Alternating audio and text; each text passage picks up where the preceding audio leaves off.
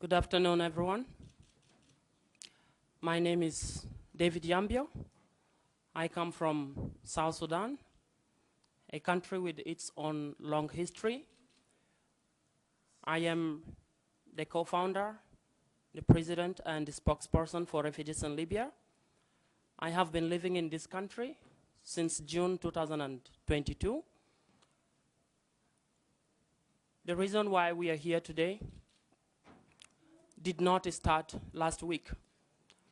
We, as refugees in Libya, in October 2021, when we found ourselves with nothing but our own voices, we started to protest the lager system, the enslavement, the torture that we had to endure inside Libya.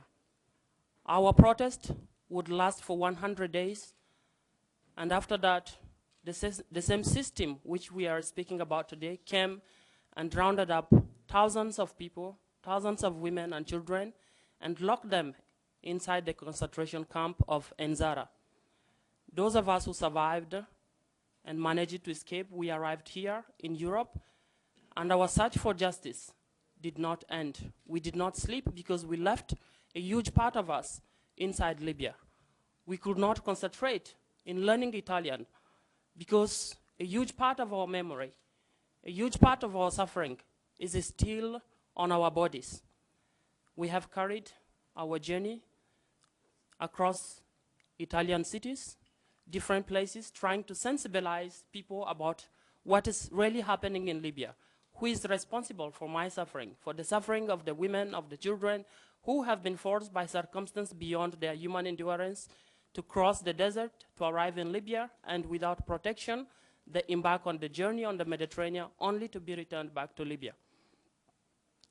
This journey have taken us to cooperate with international actors, different institutions, including the International Criminal Court, to denounce the inhuman violations that we experienced, to denounce the crimes against humanity that we have experienced.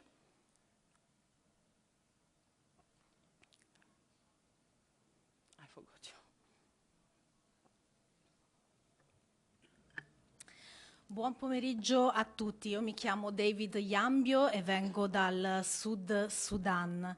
Sono il cofondatore, il presidente e il portavoce di un'organizzazione che si chiama Refugees in Libya e vivo in Italia dal giugno del 2022.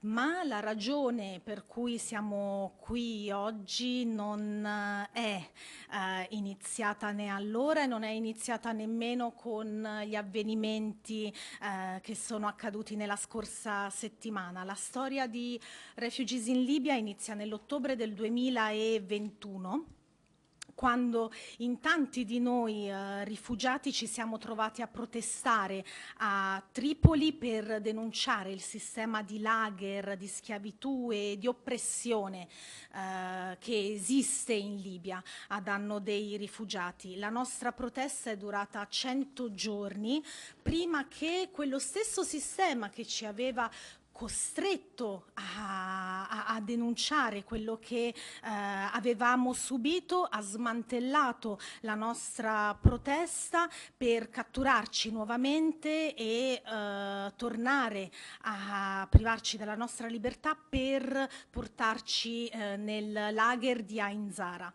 Alcuni di noi sono riusciti a scappare e alcuni di noi sono riusciti a raggiungere le coste italiane e l'Europa.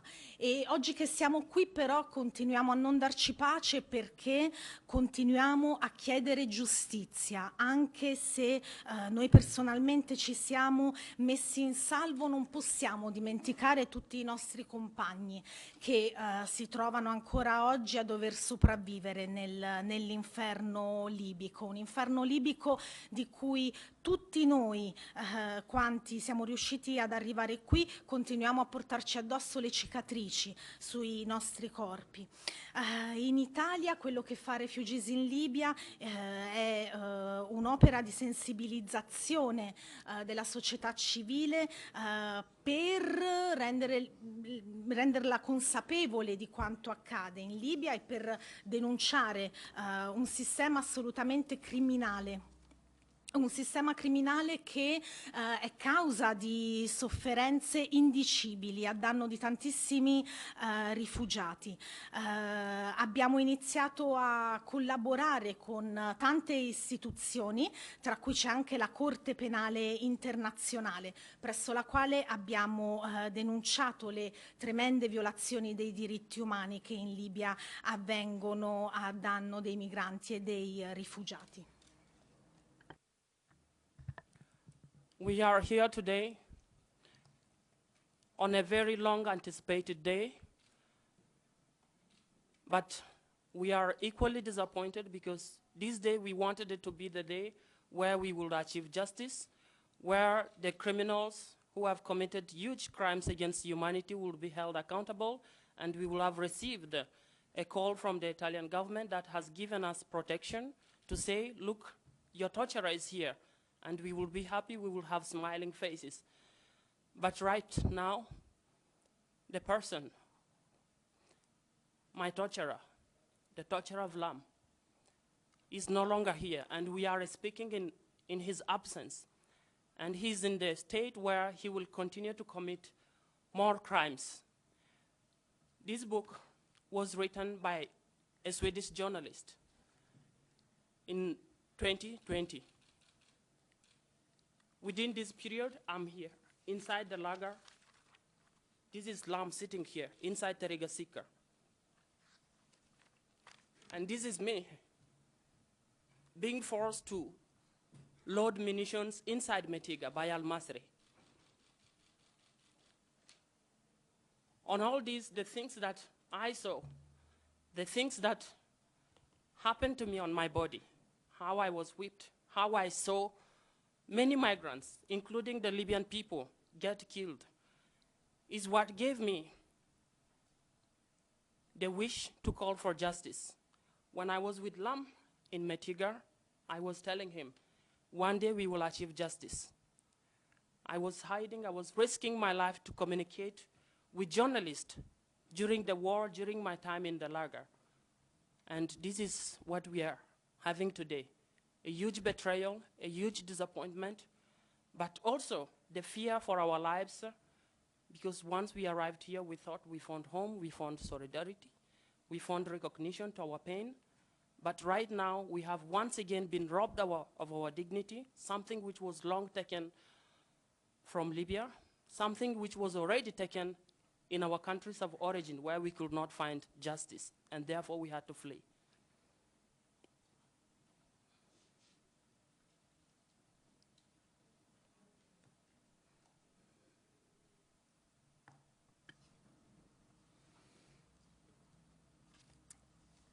Oggi è un giorno che abbiamo aspettato a lungo e però anche dopo averlo aspettato tanto ci ritroviamo comunque con una delusione cocente, perché speravamo di poter avere giustizia, speravamo che finalmente Almasri, colui che ci ha torturato in Libia ripetutamente, una volta che si sarebbe trovato sul suolo italiano, sarebbe stato catturato, arrestato, e allora sì che saremmo stati contenti, e invece la nostra delusione è stata davvero fortissima quando abbiamo appreso la notizia che è stato scarcerato e gli è stato consentito di poter tornare in Libia. Almasri è colui che ha torturato me, colui che ha torturato Lam, e questo libro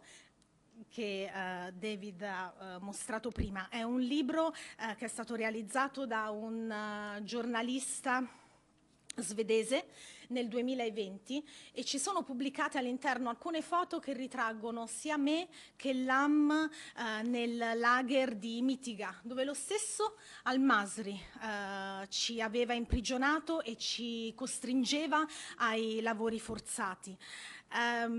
È per tutte le cose che ho visto a Mitiga, per tutte le cose che ho visto in Libia accadere non solo a me, ma tanti altri rifugiati e migranti che voglio giustizia, vogliamo giustizia.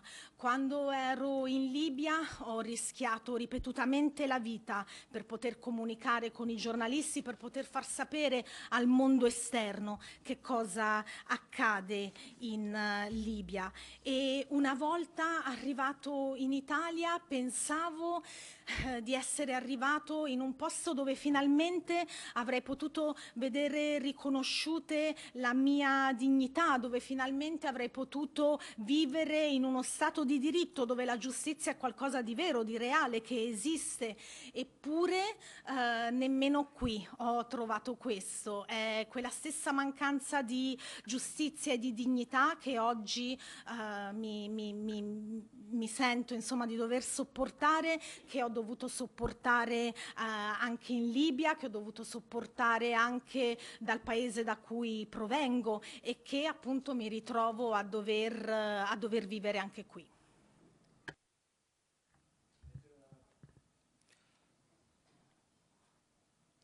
With that being said,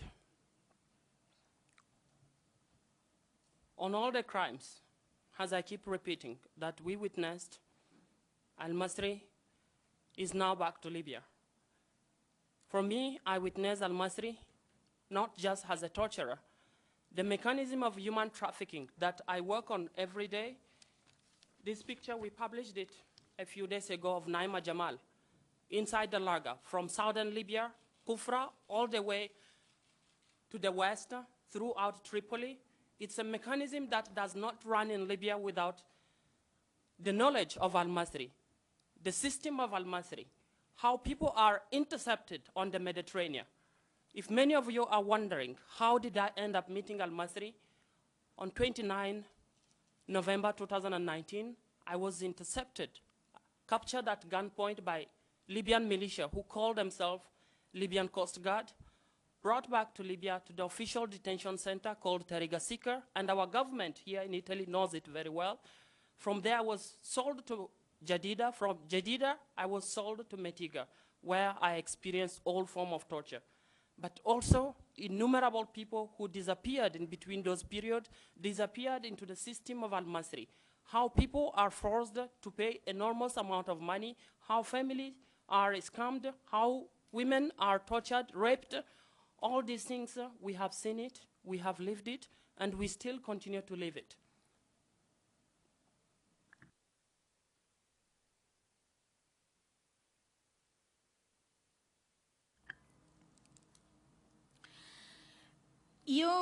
Abbiamo potuto testimoniare in Libia tantissimi crimini e di tanti di questi crimini Almasri è un diretto responsabile. Abbiamo pubblicato questa fotografia qualche giorno fa di questa ragazza, si chiama Naima Jamal, una ragazza caduta anche lei nelle mani dei torturatori libici e anche lei appunto vittima di questo sistema di schiavitù e di violenza di cui la Libia è responsabile, ed è un meccanismo che è diretto e coordinato direttamente da Osama Almasri. Il 29 novembre 2019, quindi ben prima di riuscire a poter raggiungere l'Italia, anch'io sono stato intercettato su un barcone nel Mediterraneo e catturato dalla cosiddetta guardia costiera libica, che da lì mi ha riportato in Libia e da un centro di detenzione mi ha venduto a un altro centro di detenzione finché sono arrivato a Mitiga, lager appunto nelle mani di Osama Almasri. E questo è un meccanismo, è un sistema di cui sono vittime centinaia e migliaia di rifugiati in Libia, vittime di sparizioni forzate, di torture, di violenza e di schiavitù, ed è un sistema che continua a sopravvivere indisturbato. We came here today because we have nothing left, not any justice, not any accountability, not even dignity, but our voice. It's only my voice that we started to speak in Libya, and today we are even left with the same thing. This voice is what is giving us refuge. It's what is giving us justice. But we also want to show our faces, that if you have seen the face of Almasri, his torturer also have faces. We want to show our faces in order to avenge the ones that died, the ones that we promised that we will seek justice for them, that we will seek accountability for them, even if they don't exist any longer. On this, I cannot continue to say more. We ask of the Italian people, those who believe in the justice system, to continue to stand up for what is just, to demand a clear accountability into what has happened. We are not politicians. Our politicians in our country already failed us and we ran away. We came here as common people wanting a common life where we can exist without someone knocking on our door to use us as slaves, without someone raping our women. And Italy has given us that. We are very grateful for it. But today, again, we are forced to relive this memory again. Every single day, I see Almasri in my dream. I turn on bed up and down without any way to escape from the reality. On this note, there are following demands that I brought to the Italian government, to Giorgia Meloni, to Piantadosi, and I would like to read it so you can listen to it, so you can amplify these demands, because we know it's not something that the Italian government cannot do.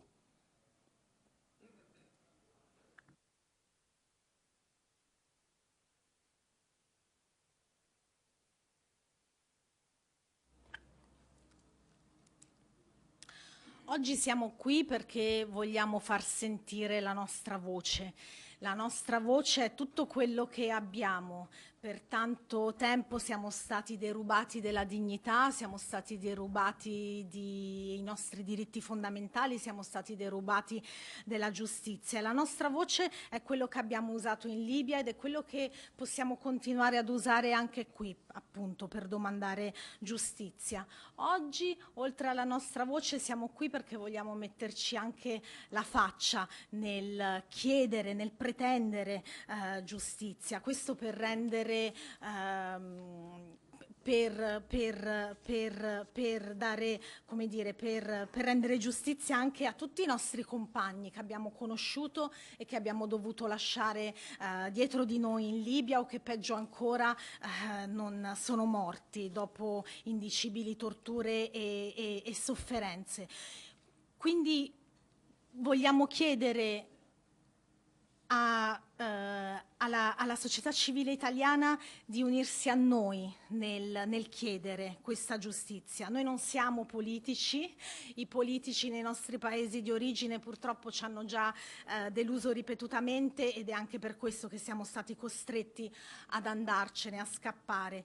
E siamo arrivati sì qui in Italia, dove abbiamo finalmente trovato protezione e sicurezza, dove possiamo sicuramente condurre una vita senza avere timore che qualcuno si presenti alla nostra porta per rapirci e portarci in un centro di detenzione, costringerci a lavori forzati, e di questo siamo grati all'Italia. Ma io non posso dimenticare quello che Almasri ha fatto e che gli viene consentito di continuare a fare in Libia. Non lo posso dimenticare perché lo sogno tutte le notti, è un incubo che mi perseguita.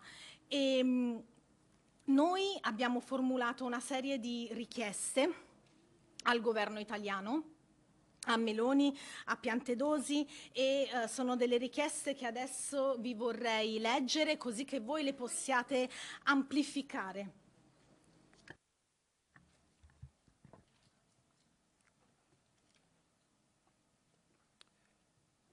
One of the first demands that I and we would like to make as victims, as survivors of the system of Almasri and the crimes against humanity that he committed, is that the Italian government must immediately terminate all agreements between Italy and Libya that enable the abuse of migrants and the Libyan common people.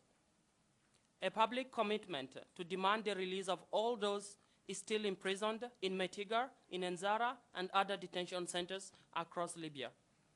3, an official explanation on why Almasri, whom the Italian government, particularly Piantedosi, called a dangerous person for the Italian society and for its national security.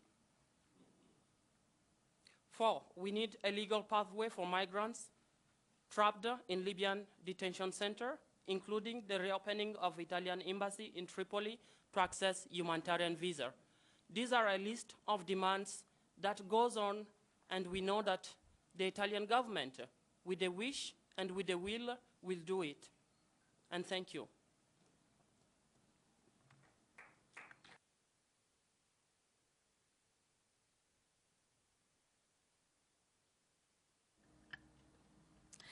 In qualità di sopravvissuti e di vittime di Osama Almasri, innanzitutto chiediamo la cessazione immediata di tutti gli accordi esistenti tra la Libia e l'Italia che consentono gli abusi nei confronti dei migranti e anche della società civile libica. Chiediamo poi un impegno pubblico per richiedere il rilascio di tutti coloro che sono ancora imprigionati a Mitiga e negli altri centri di detenzione libici. Chiediamo inoltre una spiegazione ufficiale del perché Almasri, che lo stesso governo italiano e Piantedosi in particolare ha definito pericoloso, sia stato rilasciato invece di essere consegnato alla Corte Penale Internazionale, e chiediamo un percorso legale per i migranti intrappolati nei centri di detenzione libici, inclusa la riapertura dell'ambasciata italiana a Tripoli per l'ottenimento di visti umanitari. Queste sono le nostre richieste e sappiamo che il governo italiano, con la giusta volontà di fare quello che è corretto, speriamo, confidiamo affinché appunto queste richieste possano essere prese in considerazione e realizzate. Grazie.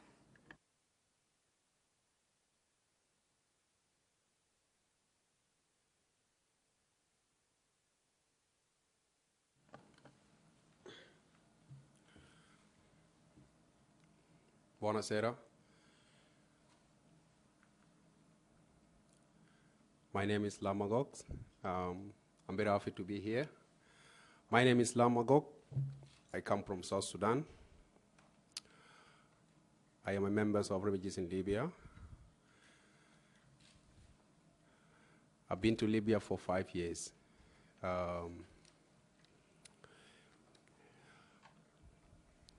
Libya is a hellfire. Libya is a country where you can die before you dream.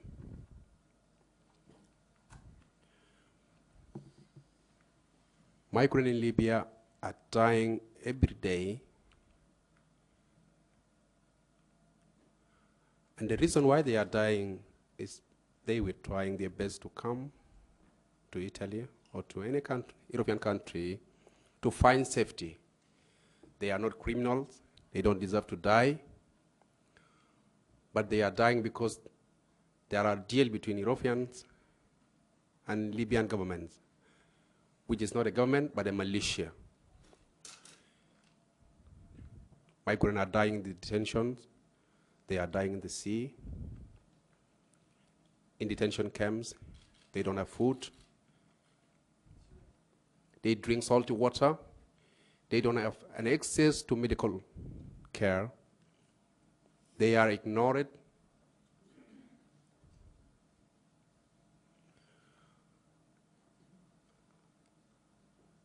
I was one of the migrants that were pushed back and end up in the prison of Almasri, the guy that was sent back to Libya. Maybe people don't know him. He's a very dangerous guy and aggressive. He killed a lot of people. He tortured a lot of migrants. Even the Libyan people fear him. He's a kind of guy that should be kept responsible for crime he have committed. I was one of his victims. He beat me personally. For the first time I went to El Jdeida. It's the biggest prison in Tripoli. After I stayed in Jdeida, I was taken to Metiga. For the first time in Jdeida, he came with the big sticks and hit me on my head. I was having a cross. I'm a Christian. He removed my cross. While I was just a migrant. I'm not a criminal to be treated that way. After I stayed in Jdeida for 3 months, I was taken to El Metiga. It's an underground prison where you can't sleep in the night because many people are in the rooms.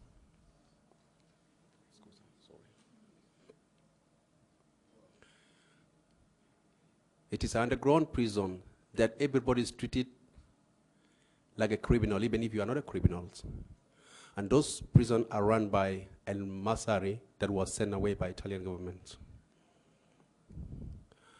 I was taken underground store of ammunition. I was taken to a mortuary where they put dead body.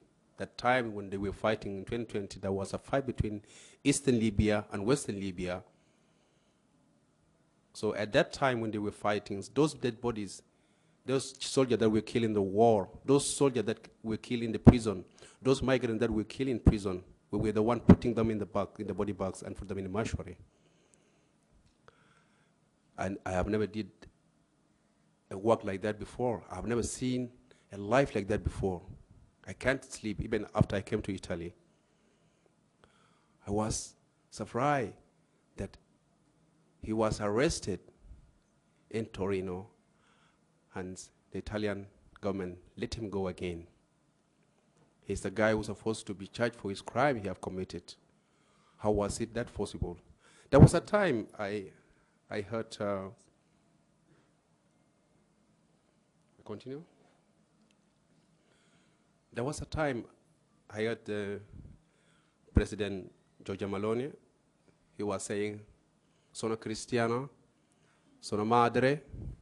So how was it that possible for a mother to send away a criminal that is killing his children?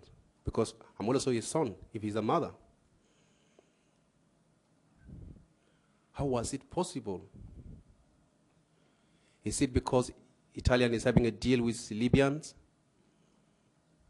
Is it because Italian is cooperating with Malaysia to kill migrants? Maybe we didn't know much about Italy because when we were in Africa, we thought it was a Christian country. Like, if you go there, you can enjoy freedom and you can be safe. Is this Italy? How is it possible that it is the country that can cooperate with a mafia in Tripoli, because Tripoli is run by mafia, not by government? We were the one who were in Tripoli.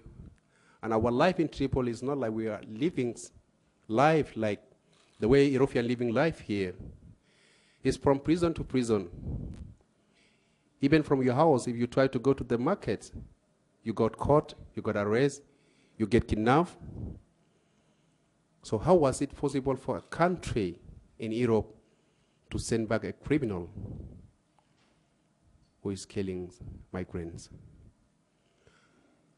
Because in our mind, as a migrant, as a refugees, we thought Italy is a country where you can enjoy freedom. We thought it is a democracy.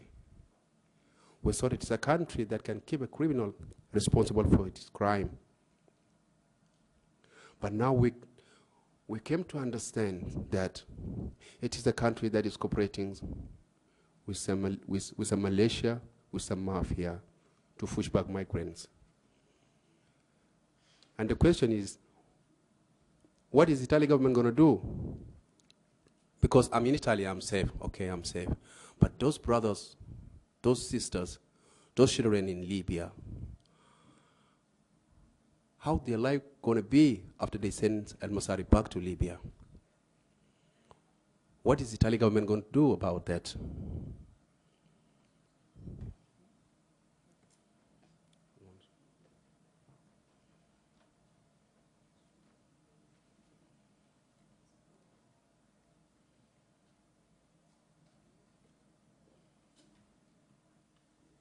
Buon pomeriggio a tutti, io mi chiamo Lam Magok e vengo dal Sud Sudan. Sono un membro di Refugees in Libia. La Libia è un paese che conosco bene, ci ho vissuto per 5 anni e posso riassumere quello che è questo paese con una sola parola, che è inferno. La Libia è un inferno per i migranti e i rifugiati, un inferno in cui muoiono tutti i giorni. Muoiono tutti i giorni quelli che non riescono a mettersi in salvo quando appunto provano a raggiungere l'Europa. Sono persone che non hanno fatto nulla di male, non sono criminali, sono persone che non si sono macchiate di nessun crimine, eppure muoiono ogni giorno nell'inferno libico. Anche a causa, come effetto diretto, degli accordi che il governo italiano ha con il governo libico che è una vera e propria mafia. I migranti e i rifugiati in Libia muoiono tutti i giorni nei centri di detenzione, senza cibo, senza acqua, picchiati, torturati, violentati. E io sono stato uno di quei migranti e io sono stato in questi lager, anche a Mitiga, che appunto è un lager diretto da Almasri. Sono stato picchiato da Almasri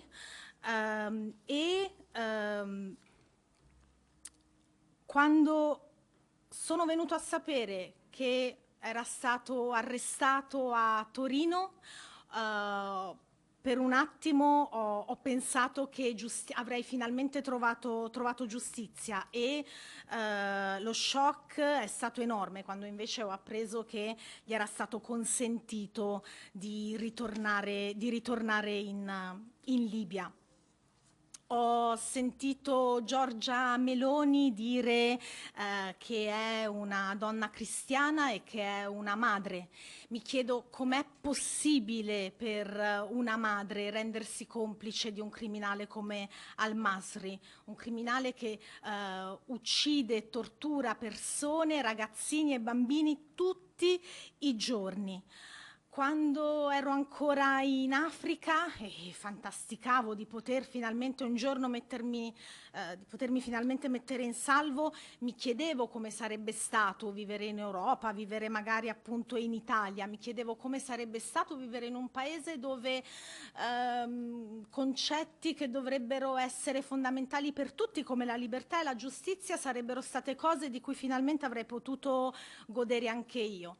E non vi posso dire quanto è grande invece la mia delusione nel rendermi conto che la cooperazione tra il governo italiano e quello libico è così stretta per cui anche a fronte di un mandato di cattura della Corte Penale Internazionale Almasri sia stato comunque rilasciato. Ora davvero mi rendo conto purtroppo di quanta complicità ci sia da parte del governo italiano rispetto a tutto quello che è accaduto a me e rispetto a tutto quello che continua ad accadere ancora oggi a tantissimi rifugiati in Libia. E ora la domanda che continuo a chiedermi è che cosa accadrà adesso che Almasri è stato rilasciato. Davvero era stato catturato e comunque non cambierà nulla, comunque tutti i rifugiati e i migranti che si trovano in Libia davvero dovranno continuare a morire, a subire tutte le violenze e le torture di cui io stesso sono stato vittima.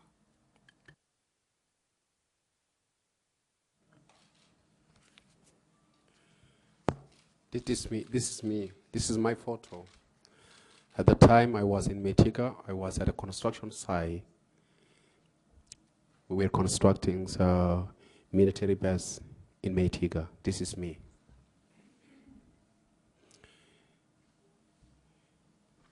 This is me when I went to work and I tried to escape from this site.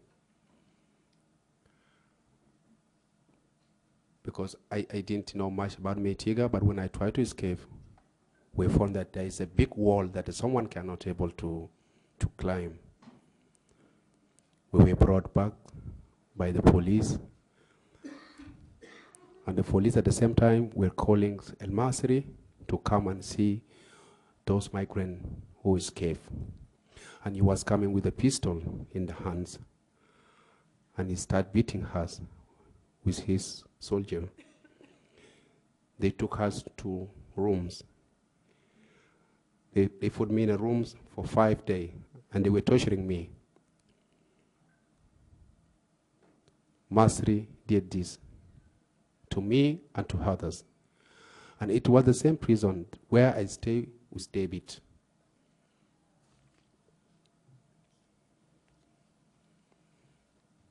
So it is a bad experience that we went through that situation while the Italian government is trying to have a deal with the militia. And there's something that is very disturbing. At the time I was in Politica,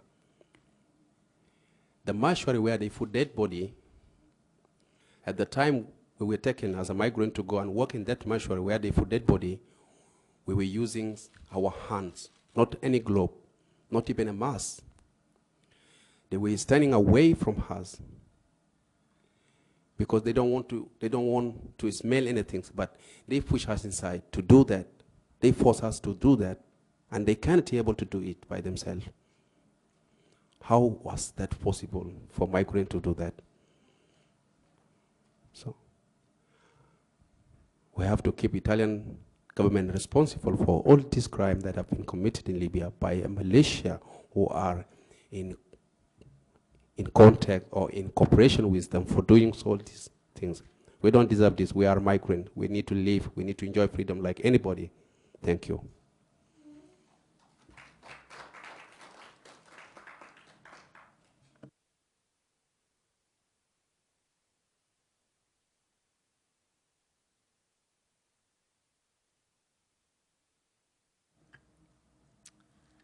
La foto che Lam ha mostrato è una foto che appunto lo ritrae mentre si trovava nel campo di detenzione di Politica. In questa foto stavo partecipando appunto alla costruzione di questi equipaggiamenti militari e il campo di Politica è un campo da cui ho provato a scappare. Ovviamente non lo conoscevo, non c'ero mai stato prima e non sapevo quanto fossero alte le mura di recinzione. Io e altri compagni siamo provati a scappare, ci hanno catturato. I miliziani hanno chiamato Almasri in persona, che è venuto con una pistola. Ci hanno rinchiuso minacciando di ucciderci. Non ci ha ucciso, ma ci ha torturato per 5 giorni. Quando Ero a Mitiga, oltre ad essere torturato, a essere costretto ai lavori forzati. Un'altra delle cose che sono stato costretto a fare era quello di rimuovere i cadaveri. Era una cosa che mi facevano fare senza mascherina, senza guanti. I miliziani stavano ben lontani perché magari erano corpi lasciati lì da giorni, giorni e giorni, per cui non volevano sentire l'odore. E questa è una cosa che non dimenticherò mai,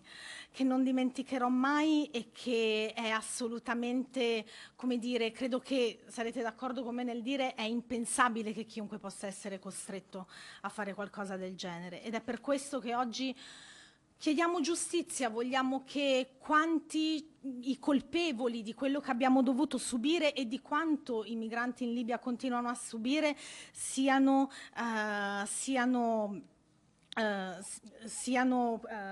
portati, insomma, davanti ai tribunali di competenza e processati.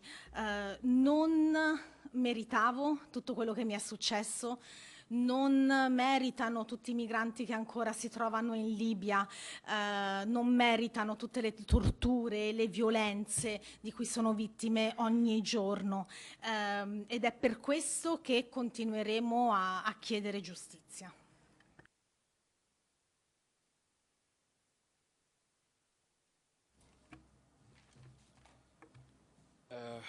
Thank you for the comrades who spoke. My name is Muhammad Daoud. I'm 27. I come from Sudan, a country where more than 15 million are fleeing, escaping from civil war, who started recently and is still catastrophically people dying and suffering. But unfortunately, I still never looking or never getting any kind of media, big medias, talk about this torture, talk about this humanity crisis. I am a man who never had a passport in his life, in his entire life. Although I was crossing many borders, walking and climbing mountains, trees, only for I'm not having a chance to take a flight or to take a regular transport because I have no document, and a country where it's almost destroyed, 100%, and there is no solution to get back to my country. I have witnessed it and experienced it, widespread crisis, humanity, and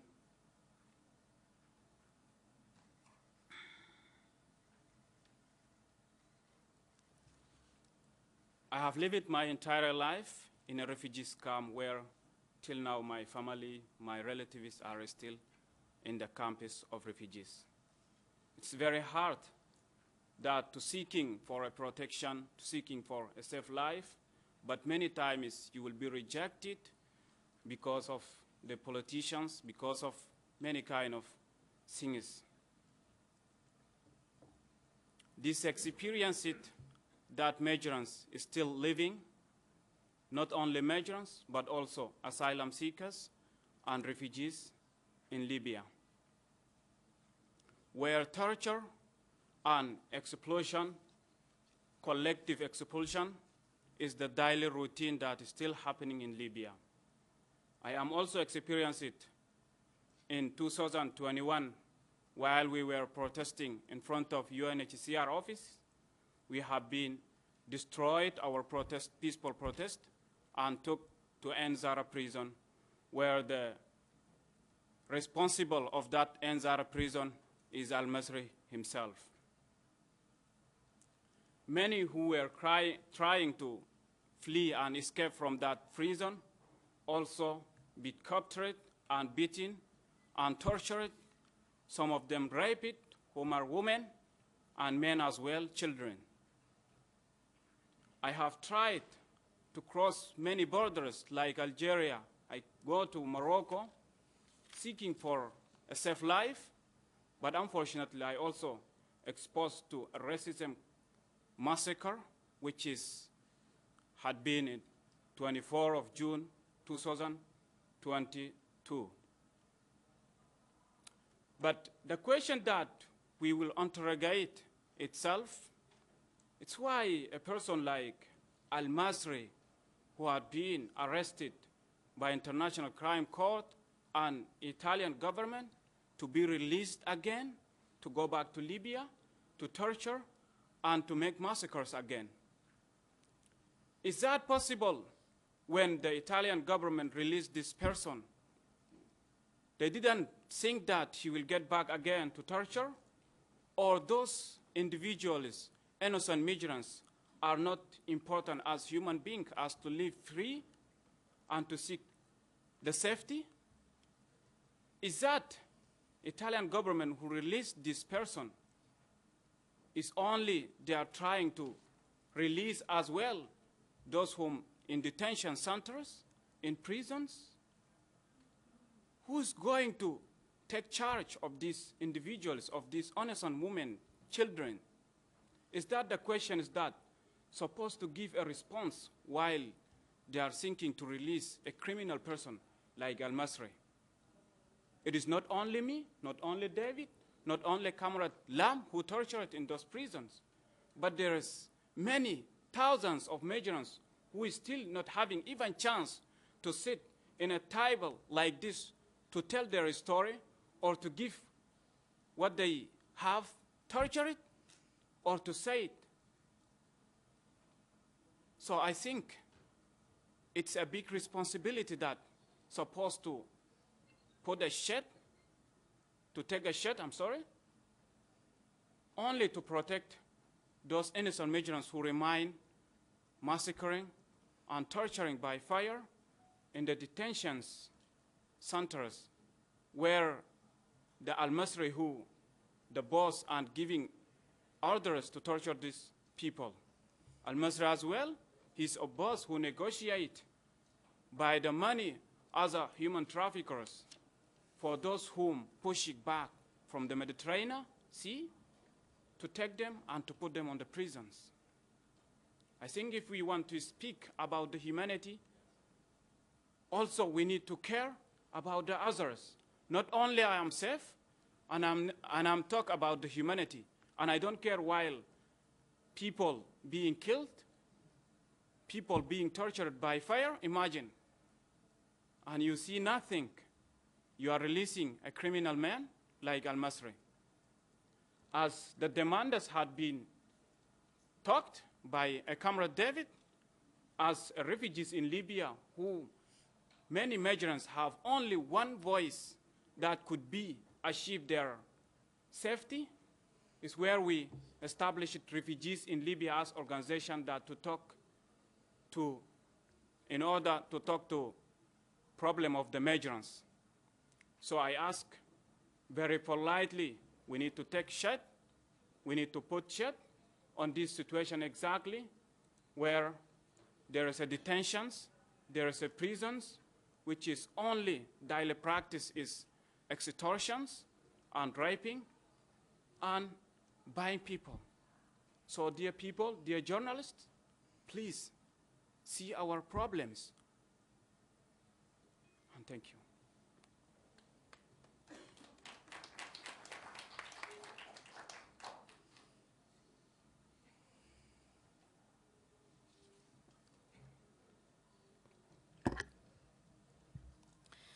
Buon pomeriggio a tutti, io mi chiamo Mohamed Daoud, ho 27 anni e vengo dal Sudan. Il Sudan è un paese dilaniato dalla guerra da tantissimi anni, da cui a oggi milioni e milioni e milioni di persone sono scappati. Una situazione della quale devo dire non ritrovo tanta eco nei media. Io, in quanto sudanese, un paese appunto dilaniato dalla guerra e in crisi perenne ormai da decenni, non ho mai avuto un passaporto. Eppure ho attraversato tantissimi confini, spesso camminando. Non ho mai avuto un passaporto perché vengo appunto da un paese distrutto che non me ne ha mai potuto rilasciare uno, e ho testimoniato la guerra, ho testimoniato la fame, e ho vissuto per la maggior parte della mia vita in un campo di rifugiati, dove la mia famiglia si trova tutt'oggi. Io e la mia famiglia sognavamo spesso appunto di poter fare richiesta di protezione, ma ci siamo dovuti scontrare molto spesso con la realtà e con la politica, che è quella che è la realtà la vita dei rifugiati, insomma, come dire, spesso non è interessata a vedere o a riconoscere. I rifugiati in Libia, come dicevano i miei compagni prima, si trovano a vivere in quello che è un vero e proprio inferno. In questo inferno ci sono stato anch'io sono stato detenuto in un lager libico, e nel 2021 ho partecipato anch'io alla protesta a cui accennava David prima, una protesta che facemmo di fronte agli uffici di UNHCR a Tripoli, una protesta che fu assolutamente pacifica e che fu smantellata con grandissima violenza e aggressività dai miliziani libici, che ci ricatturarono per portarci nel lager di Ain Zara. Ain Zara, come mitiga, è un lager che è sotto la responsabilità diretta di Almasri, e dove i rifugiati e i migranti devono soffrire ogni giorno violenze assolutamente indicibili, inaccettabili per qualsiasi essere umano. Prima di arrivare in Italia ho provato a fare richiesta, a mettermi in salvo anche in altri paesi, in Algeria e in Marocco. Tutte le volte però in qualche modo sono stato rispinto indietro verso la Libia.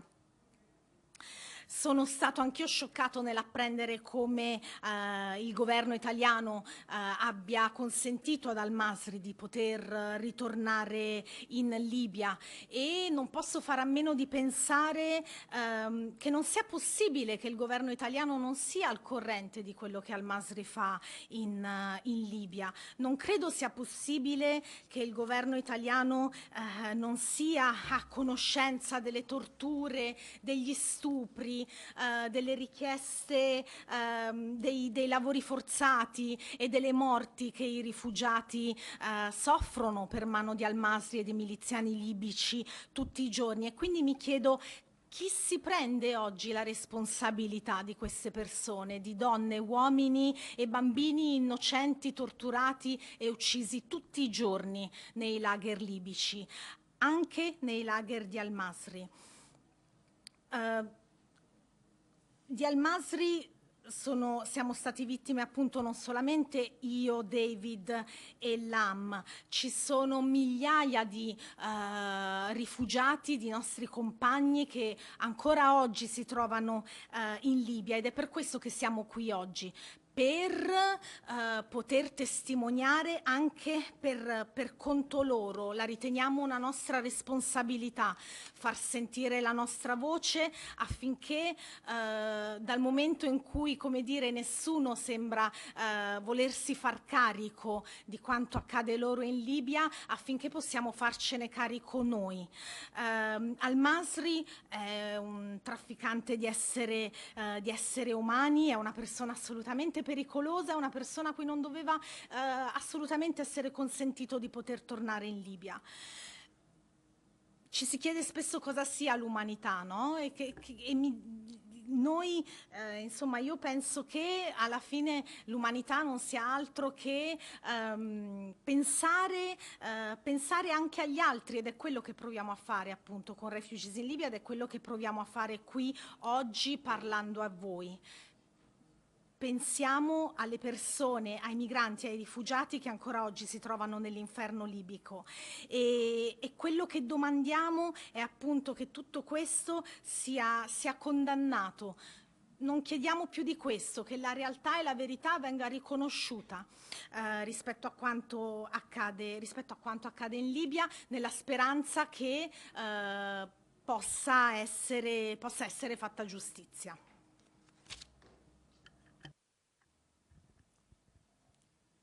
As you have seen, we, refugees, it's a name that follows always like curse, but we are human beings. We do not pose any social or national security threat to the Italian people or to the European territory as a whole.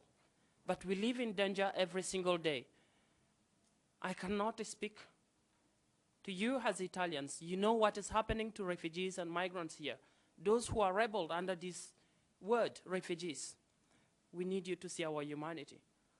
On this, as we do not pose any threat, any danger to the Italian society, I would like to entrust this letter, which we designed, to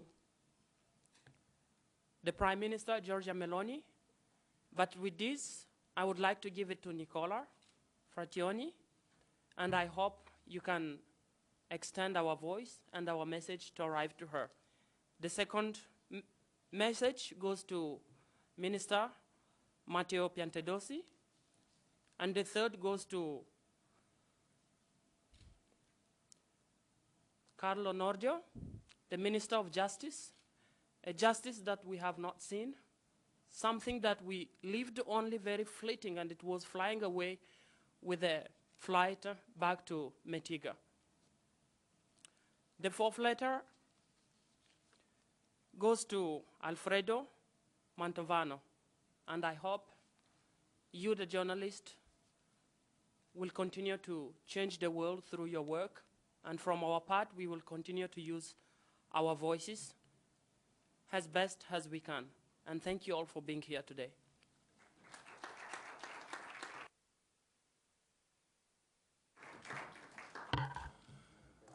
An hour is long as refugees in Libya. We are saying that even if we are living in Italy, we are not free. Even if we are living in Germany, we are not free. Even if we are living in France, in Belgium, in Holland, we are not free until refugees in Libya, in Tunisia, in Algeria, in Morocco are free.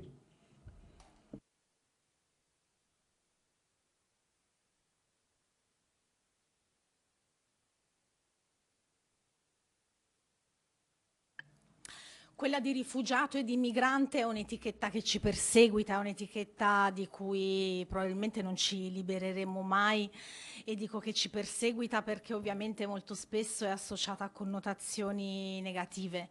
Ma siamo persone, non poniamo alcuna minaccia, non mettiamo in pericolo nessuno. Tutto quello che domandiamo è che la nostra umanità e i nostri diritti vengano riconosciuti.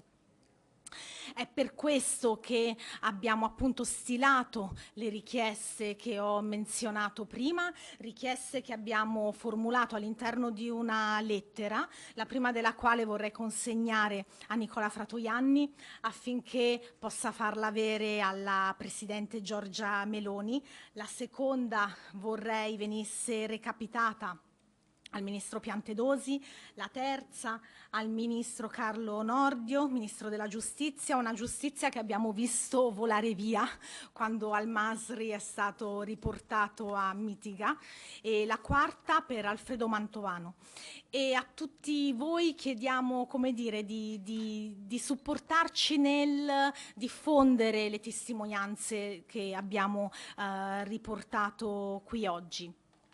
E oggi sicuramente ci troviamo in Italia, tanti altri rifugiati si trovano in tanti paesi europei, ma quello che vogliamo dire è che non saremo mai liberi né in Italia, né in Germania, né in Francia, né in Belgio finché tutti i rifugiati in Libia, in Tunisia, che oggi si trovano a dover subire violenze atroci, non saranno liberi anche loro. Grazie.